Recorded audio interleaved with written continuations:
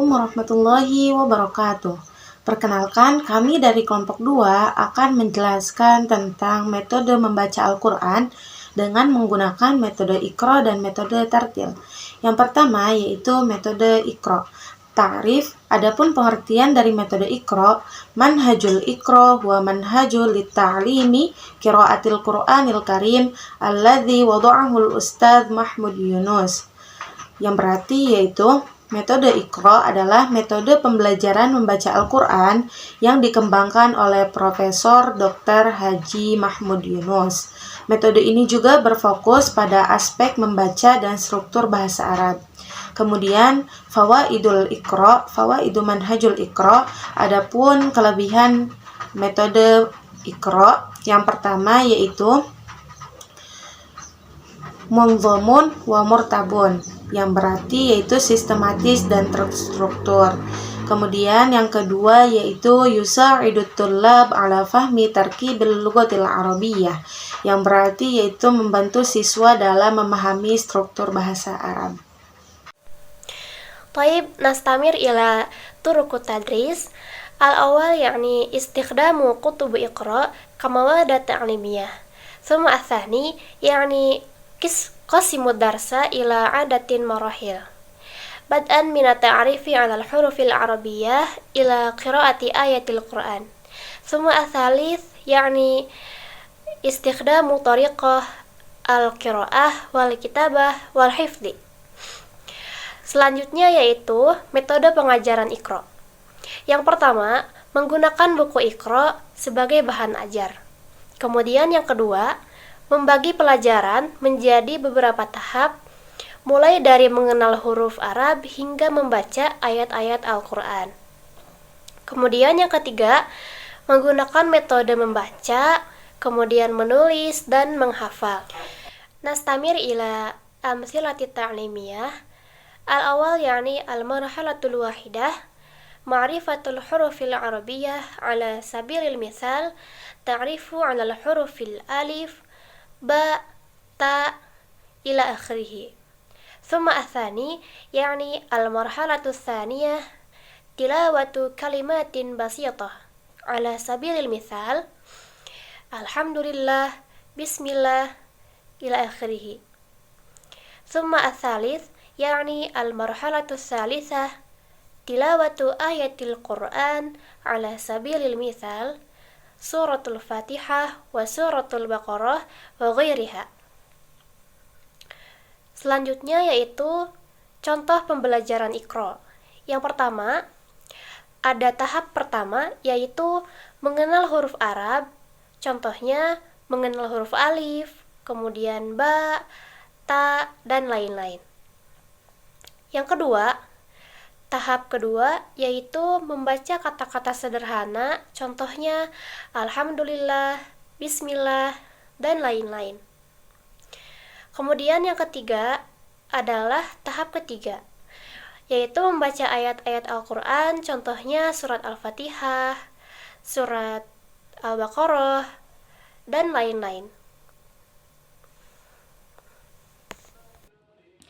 النقاش التالي يعني منهج الترتيل. أولا التعريف. منهج الترتيل هو منهج لتعليم قراءة القرآن الكريم الذي يركز على جوانب التجويد ومعنى الآيات. Pembahasan selanjutnya yakni metode tartil. Metode tartil adalah salah satu metode pembelajaran dalam membaca Al-Quran, yang dimana metode ini berfokus pada tajwid dan makna ayat. Kemudian ada kelebihan dari metode tartil ini. Fawaidu manhaj tartil. Awalan yusa'idu tulab ala fahmi ma'na al-ayatil Qur'anil Karim. ثم يركز على جوانب التجويد بحيث يقدر الطلاب قراءة القرآن الكريم بشكل صحيح. ثم يساعد الطلاب على تنمية قدراتهم على الحل إيجابي وتقديري.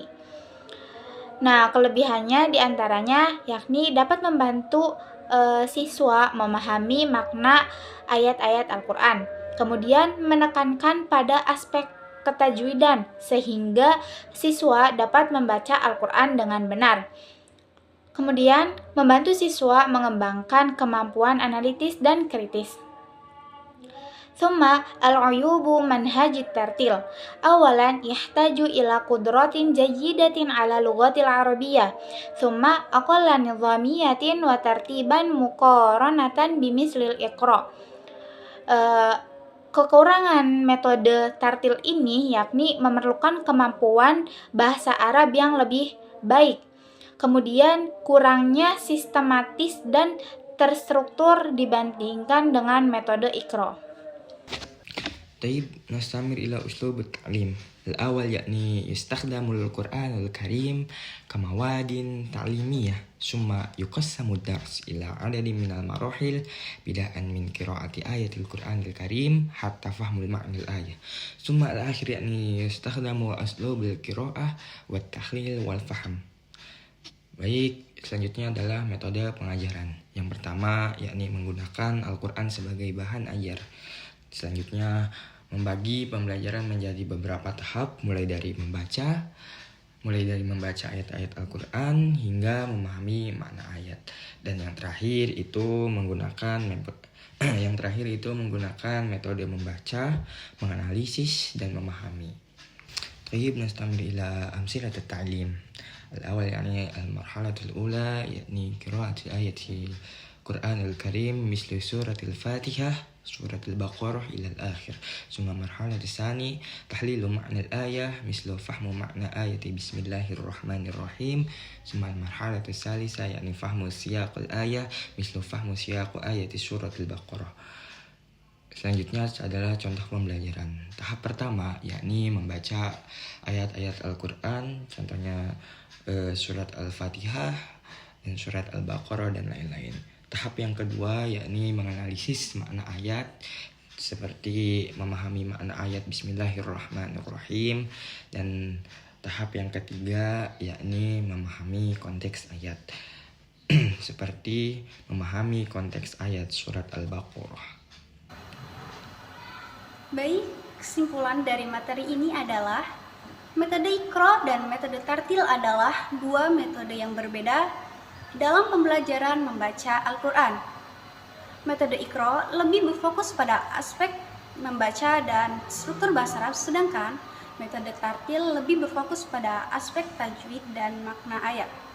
Kedua metode ini bisa digunakan secara bersamaan agar mencapai hasil yang optimal. Syukran, semoga bermanfaat. Wassalamualaikum warahmatullahi wabarakatuh.